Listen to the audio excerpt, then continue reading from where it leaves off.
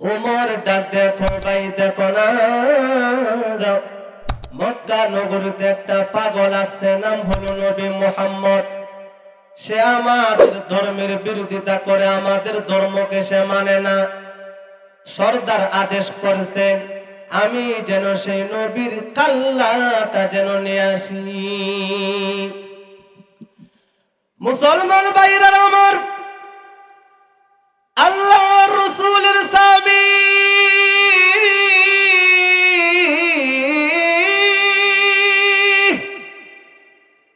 ডাক দে বলে, ওমর,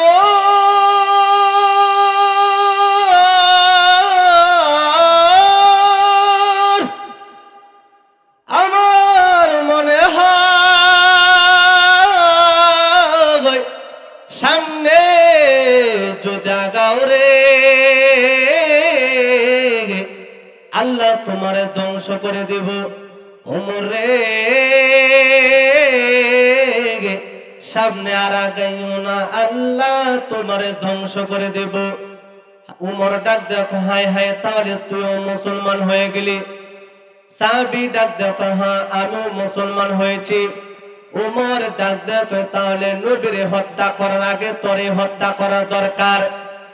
মুসলমান ভাইরা আমার, উমর তরবারি দিয়া আল্লাহর রাসূলের সাহাবীর উপর আক্রমণ করবে।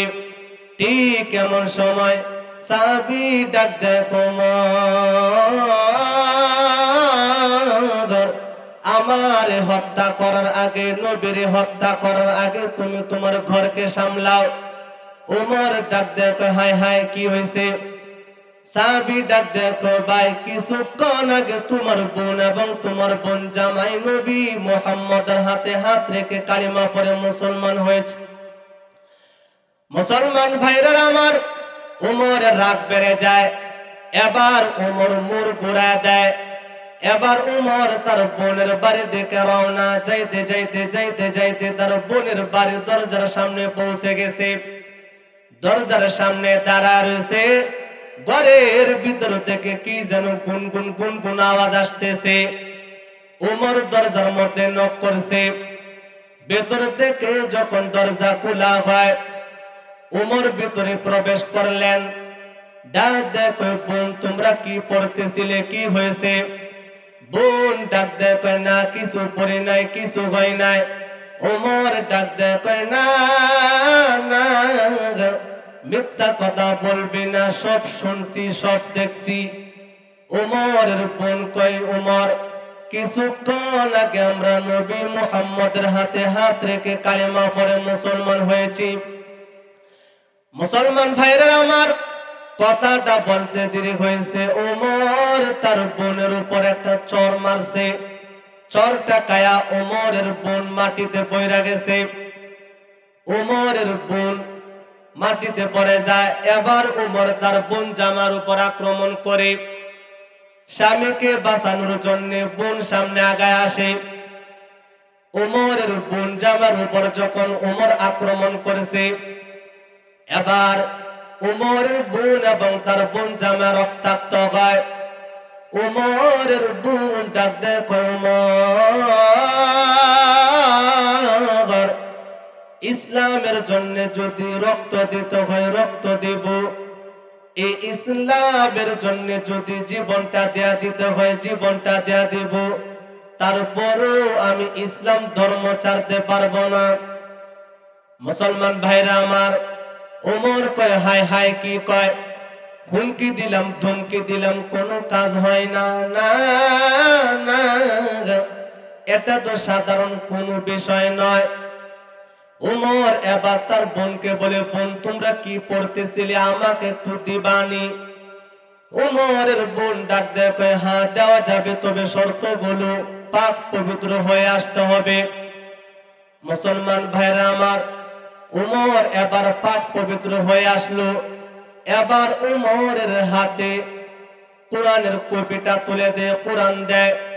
উমর তেলাওয়াত শুরু করে, আউযু বিল্লাহি মিনাশ শাইতানির রাজীম, তাহা মা আনজালনা আলাইকাল কুরআনা লিতাশকা ইল্লা তাযকিরাতাল লিমান ইয়াখশা এভাবে ওমর তেলাওয়াত করতেছে এক আয়াত দুই আয়াত এভাবে তেলাওয়াত করতে করতে যখন কোরআনের এই আয়াত পর্যন্ত পৌঁছলো, ইন্নানি আনাল্লাহু লা ইলাহা ইল্লা আনা ফা'বুদনি, এই আয়াত পর্যন্ত যখন পৌঁছলেন ওমরের চোখ দিয়া পানি গড়ায় গড়ায় পড়ে।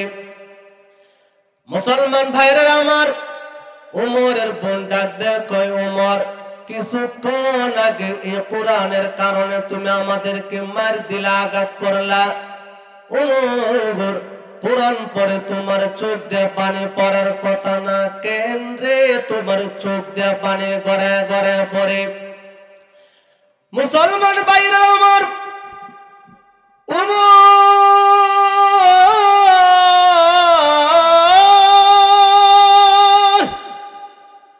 ডাক দা বলে, বোন,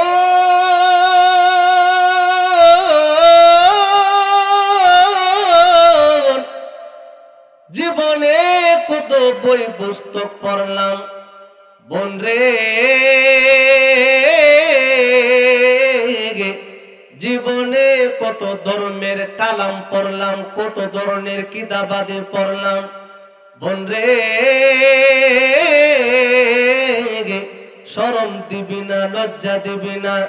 বোন রে, আজকে এই মুসলমানের কালাম কোরআন পড়ে যে স্বাদ পাইলাম, জিন্দিগিতে এরকম স্বাদ পাইলাম না। বোন রে, তাড়াতাড়ি নবী মুহাম্মদের কাছে আমার নিয়ে যা, আমি নবী মুহাম্মদের হাতে হাত রেখে কালিমা পড়ে মুসলমান হব। মুসলমান ভাইরা আমার, আল্লাহ তাআলা জানাতে পয়গম্বর উমর আসতেছেন মুসলমান হওয়ার জন্য। মুসলমান ভাইরা আমার, আল্লাহু আকবার, নবীজির কাছে যখন আল্লাহ তাআলা এই সংবাদ পৌঁছা দেয়, আল্লাহু আকবার, উমর যাইতেছেন মুসলমান হওয়ার জন্য। আল্লাহু আকবার, যাইতে যাইতে যাইতে যাইতে যখন উমর নবীজির দরবারে প্রবেশ করলেন, হায়রে, সাহাবা کرام মানে না, উমর যদি নবীর উপর কোন আক্রমণ করে, আল্লাহর নবী সাহাবা کرامকে বলছেন, সাহাবীরা, উমরকে বাধা দিবা না, উমরকে আমার কাছে আসতে দাও। হায়রে, সাহাবা کرام মানে না। আল্লাহু আকবার, আল্লাহু আকবার। এভাবে উমর যখন নবীজির কাছে চলে যায়, উমরও যাইতেছেন, নবীও আসতেছেন, পাশে সাহাবা کرام মানতেছে না। উমর যদি নবীজির উপর কোন আক্রমণ করে, হায়রে, সাহাবা کرام মানে না। আল্লাহু আকবার। যাইতে যাইতে যখন দুজন একেবারে সম্মুখ পানে চলে আসলেন, নবীজি উমরের জামা ধরে ফেলছে, ডাক দেয় বলে, উমর, আর কতকাল ইসলামের বিরোধিতা করবা? আর কতকাল আমি নবীর বিরোধিতা করবা? ওমরে, এখনো কি তোমার সময় হয় নাই মুসলমান হওয়ার? আল্লাহু আকবার। উমর যখন এই কথা শুনছে, উমরের চোখ দিয়ে পানি গড়ায় গড়ায় পড়ে। উমর ডাক দেখো, নবী, শরম দিবেন না, লজ্জা দিবেন না? নবী রে, তাড়াতাড়ি কালিমা পড়া মুসলমান বানান। সমাধান চাও যদি জীবনে মরণে, ফিরে যাও খুঁজে নাও চোখ রাখো কোরআনে। সমাধান চাও যদি জীবনে মরণে, ফিরে যাও খুঁজে নাও চোখ রাখো কোরআনে। সমাধান তবেই পাবে সুখ শান্তির ঠিকানা, তবেই পাবে সুখ শান্তির ঠিকানা, যদি মেনে নাও তুমি মনে প্রাণে। সমাধান, সমাধান চাও যদি জীবনে মরণে, ফিরে যাও খুঁজে নাও চোখ রাখো কোরআনে সমাধান। এ বাণী সকলের নয় শুধু মুমিনের, যারাই চলবে মেনে ফল পাবে কোরআনের। এ বাণী সকলের নয় শুধু মুমিনের, যারাই চলবে মেনে ফল পাবে কোরআনের। ঘরে বলো কিংবা রাষ্ট্রে বলো, অশান্তি দূর করে শান্তি আনে সমাধান। সমাধান চাও যদি জীবনে মরণে, ফিরে যাও খুঁজে নাও চোখ রাখো কোরআনে। এ হলো কোরআনুল কারীমের আজমত। কোরআনুল কারীম তেলাওয়াত শুনিয়া, তেলাওয়াত করিয়া এত শক্ত হৃদয়ের অধিকারী এরকম একজন সাহাবী মুসলমান হয়েছে, ঠিক এরকম নজির দৃষ্টান্ত আরো পাওয়া যায়। কোরআনুল কারীমের এত আজমত, কোরআনুল কারীমের এত মহত্ব, সে কোরআনুল কারীম মহত্বপূর্ণ আজমতপূর্ণ কোরআন তেলাওয়াত করলে আল্লাহ তাআলা কি রকম নেকি দিবেন, নবীজি সাল্লাল্লাহু আলাইহি ওয়াসাল্লাম হাদিস টানছেন। নবীজি বলেন, মান ক্বরাআ হারফাম মিন কিতাবিল্লাহি ফালাহু বিহি হাসানা। আল্লাহর নবী বলেন, কোন ব্যক্তি যদি কোরআনুল কারীম তেলাওয়াত করে, কোরআনুল কারীমের একটা হরফ পড়ে, আল্লাহ তাআলা একটা হরফের বদৌলতে তারে 10টা নেকি দান করবেন। যারা কথা কয় তুলে দেয়, এই যে পোলা, এই যে ছোট এরা তুলো, এই যে ছোট তারা তুলো, আর এদিকে পোলা বানাচ্ছে।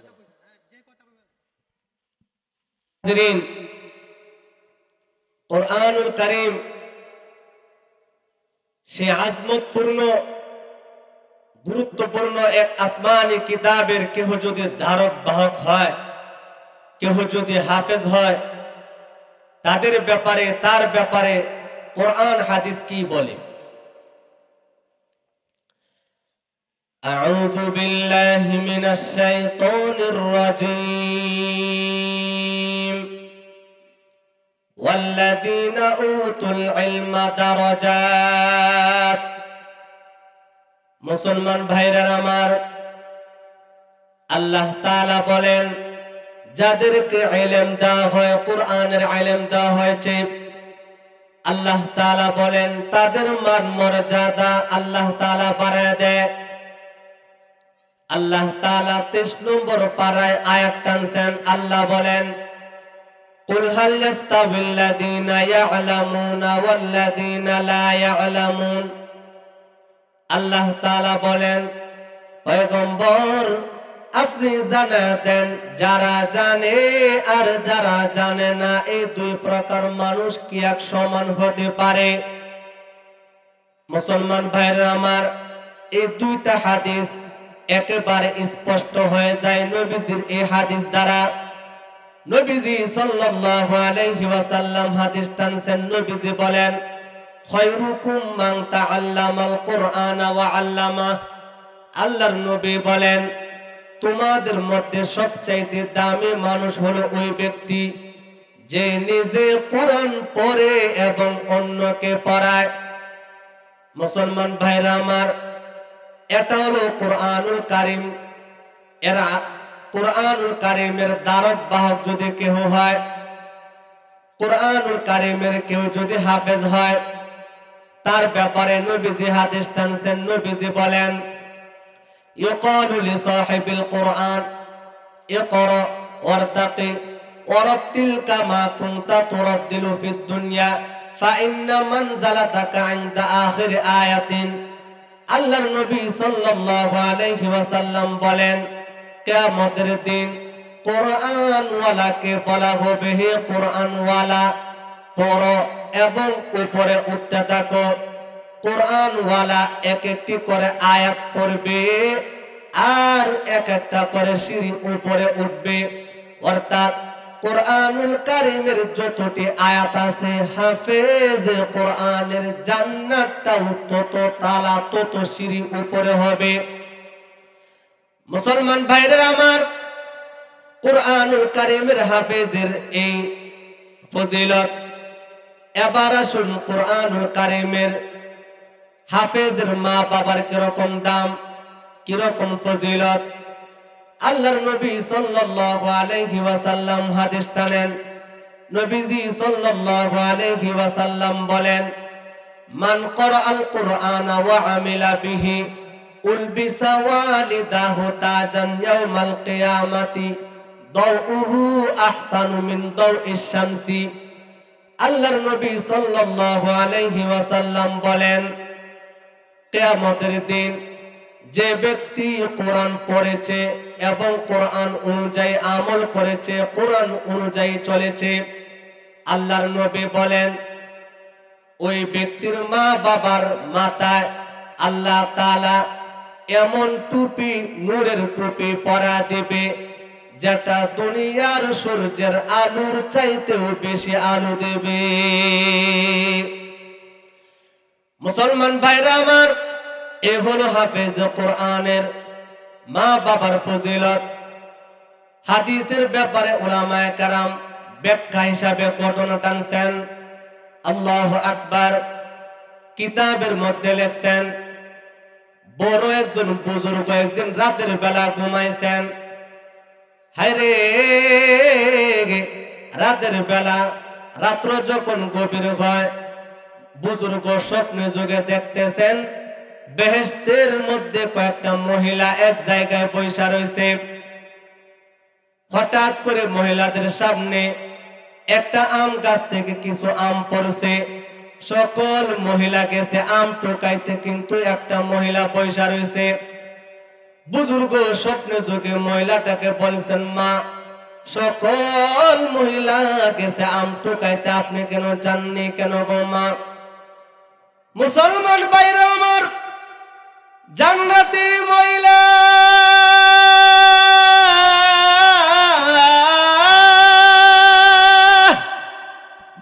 ডাক দেয়া বলে, বাবা রে,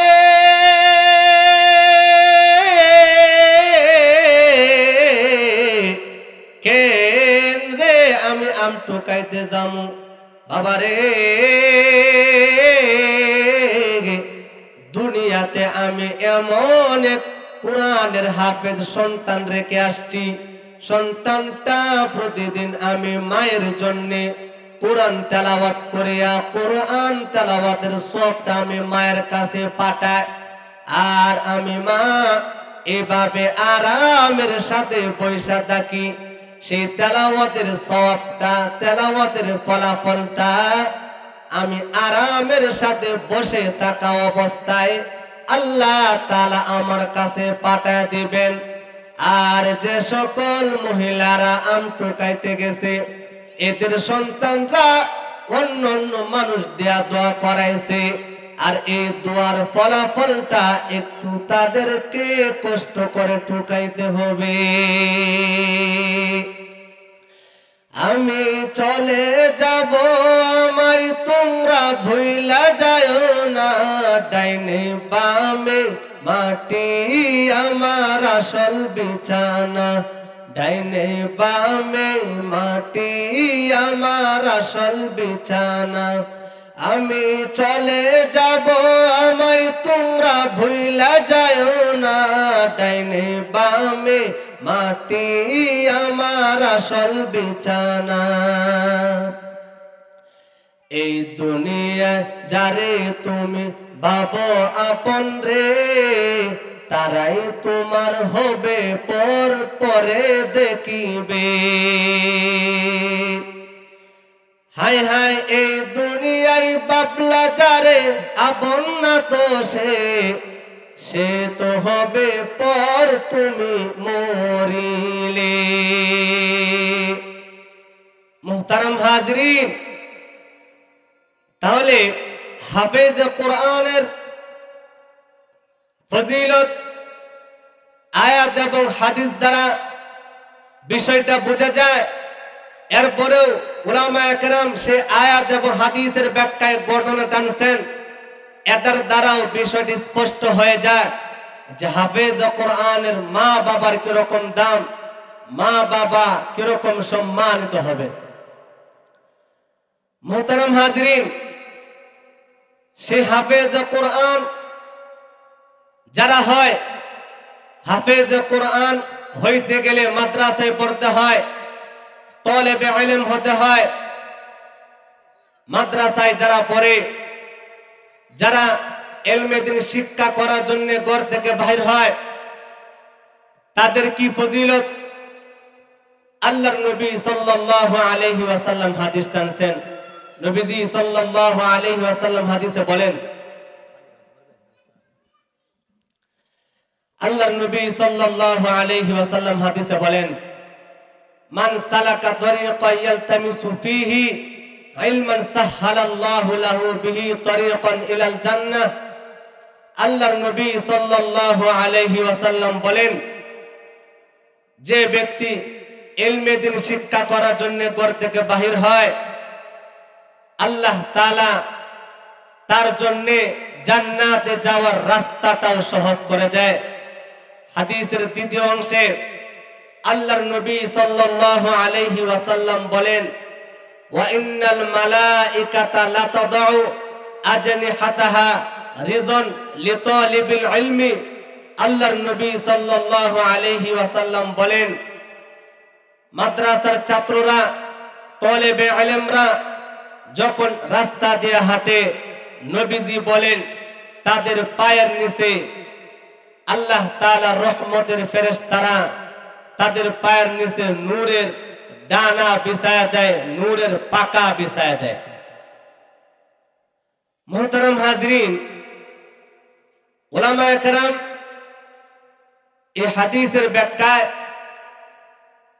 হাদিসের দ্বিতীয় অংশের ব্যাখ্যায় উলামায়ে কেরাম দুইটা ঘটনা টানছেন।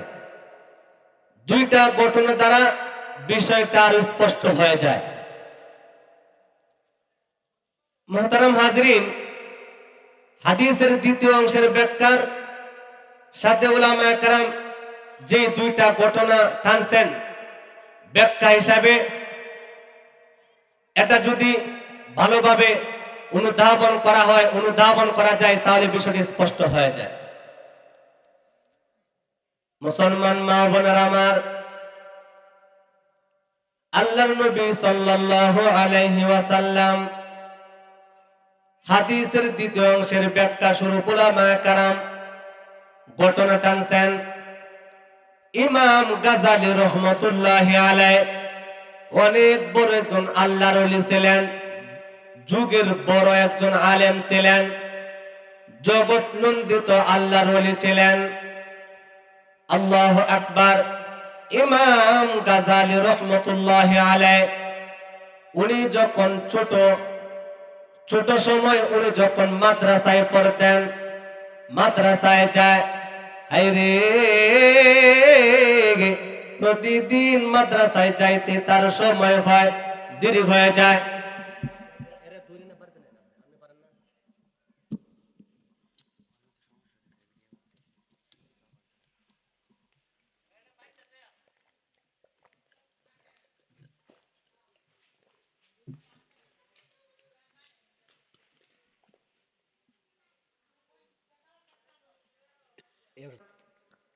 আল্লাহর নবী সাল্লাল্লাহু আলাইহি ওয়াসাল্লাম হাদিস টানেন।